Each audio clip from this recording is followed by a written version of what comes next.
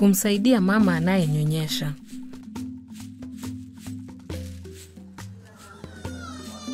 Akina mama wengi wanataka kunyonyesha, wakijua kuwa ni bora kwa watoto wao, lakini inaweza kuwa vigumu kwa baadhi yao.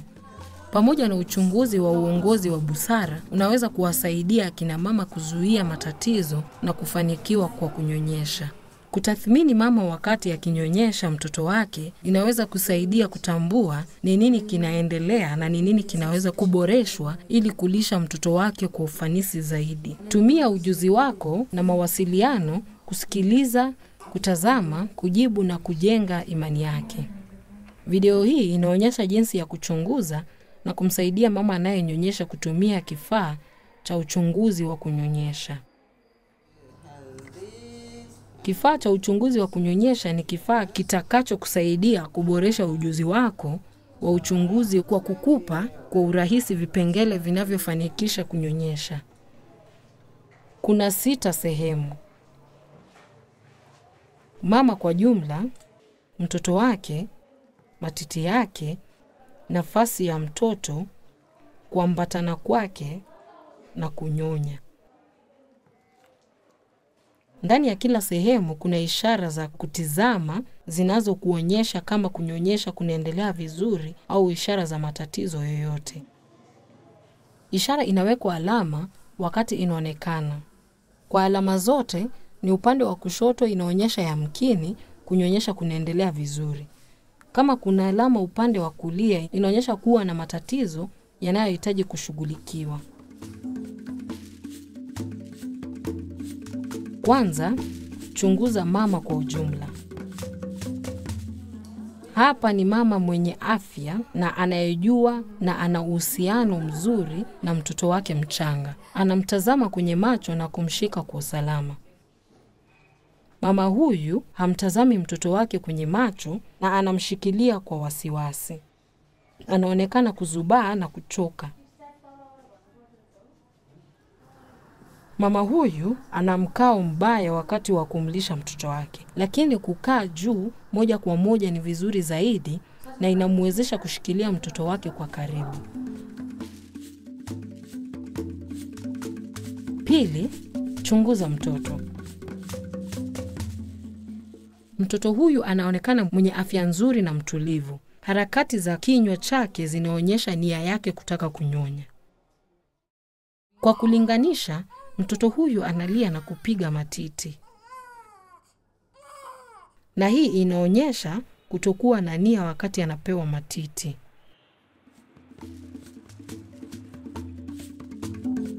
Tatu, wakati mama anaandaa kumlisha mtoto wake, je, anaona nini kuhusu matiti yake? Chuchu za mama huyu zinaonekana kuwa na afya. Chuchu za mama huyu zimekwaruzika. Anapata makali wakati mtoto wake anamgusa.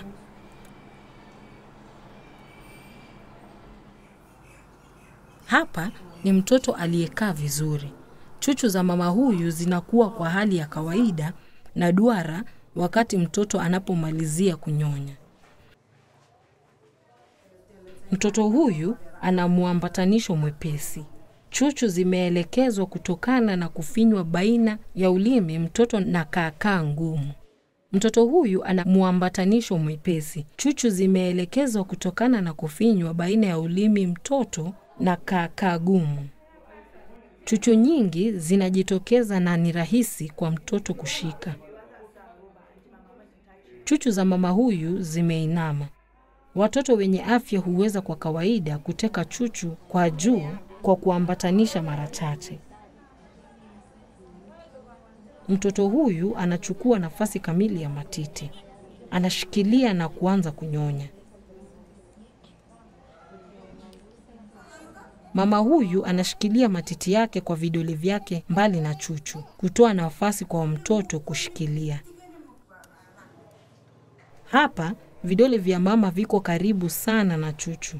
Vitazuia mtoto kuchukua nafasi kubwa ya matiti yake.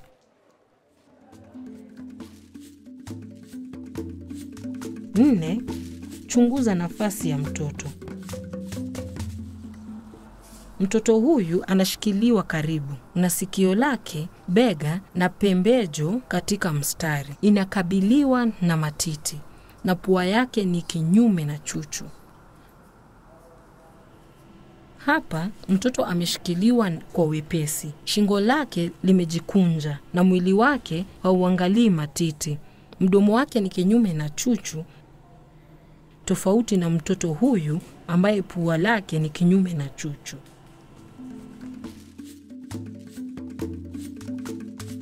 Tano, chunguza muambatanisho wa mtoto. Mtoto huyu ameambatana vizuri. Kinywa chake ni wazi kabisa.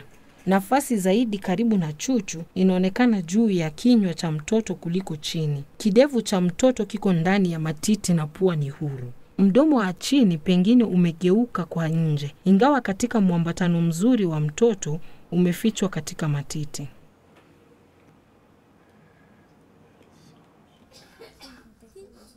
Hapa mtoto ana muambatano mwepesi. Mdomo wake umefunguka kidogo sana. Kiasi sawa kilicho karibu na chuchu kinaonekana juu ya chini ya mdomo. Kidevu chake kiko mbali na matiti. Wakati mdomo wake wa chini umegeuka upande wa nje, ambayo ni ishara nzuri, mashavu yake yanaingia ndani wakati wa kunyonya, ishara ya muambatano mchache. Mdomo wa chini wa mtoto huyu umegeuka ndani, ishara kuwa hajaambatanishwa vizuri. Hapa tunalinganisha upande kwa upande. Kinywa chake kimefunguka kiasi. Je, areola, nafasi nyekundu, inaonekana juu ya kinywa cha mtoto? Je, kidevu kinagusa matiti? Je, mdomo wa chini umegeuka?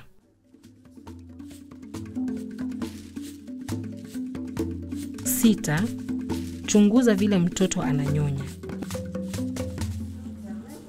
Mtoto huyu hajaambatanishwa vizuri. Ananyonya kwa haraka bila kupumzika kunyonya. Anameza maziwa.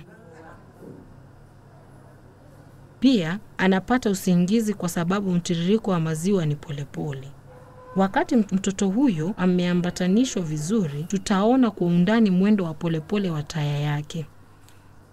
Sasa, kila mnyonyo mtoto huyu anameza inasababisha kumeza kwa maziwa. Mashavu yake ni duara wakati wa kunyonya na ni muangalifu sana. Mashavu ya mtoto huyu yanaingia ndani, ishara kwamba muambatanisho wake ni mwepesi. Daima tizama mama kabla ya kutoa msaada, na kisha toa msaada tu kama kuna matatizo. Lengo ni kumsaidia aweke mtoto kwenye nafasi ya kumuambatanisha yeye mwenyewe na kuwa na kujiamini zaidi. Kama unaweza kumweka mtoto kwa nafasi lakini mama mwenyewe hawezi, hii haimsaidii mama kujiamini.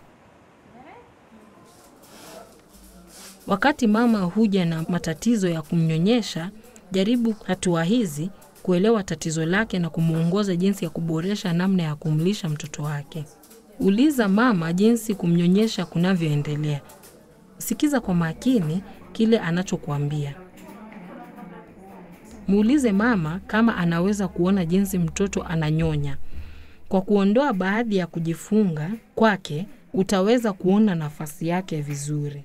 Mwache mama aweke mtoto wake kwa matiti katika njia yake ya kawaida. Wakati unaangalia na kusikiliza, kumbuka nukta za kifaa cha kunyonyesha. Mwambie mama wakati unaona nini yeye na mtoto wake anafanya sawa. Hii itamhamasisha na kujenga imani yake. Kama unaona tatizo, mueleze kile kinaweza kumsaidia. Hapa utaona kwamba mtoto anateleza kwa urahisi mbali na chuchu. Kumshikilia mtoto wake karibu inaweza kusaidia. Uliza mama kama angependa umuonyeshe. Kwanza, muonyeshe kwa mkono wako, kwa mwili wako mwenyewe. Unaweza pia kutumia mkono wako kumuongoza kwa upole. Zungumzia kuhusu pointi muhimu zile mama anaweza kuona wakati wa kunyonyesha ili mama ajiamini na kuwa na ufanisi yeye mwenyewe. Kumbuka, msaidie mama anayenyonyesha kwanza kwa kuangalia namna anamnyonyesha mtoto wake. Kumbuka nukta 6 za kunyonyesha: mama, mtoto, matiti, nafasi ya mtoto, muambatanisho na kunyonya. Tukuza kile kinaendelea vizuri na kwa busara muongoze ili aweze kujifunza jinsi ya kumweka mtoto kwa nafasi na kuambatanisha mtoto yeye mwenyewe.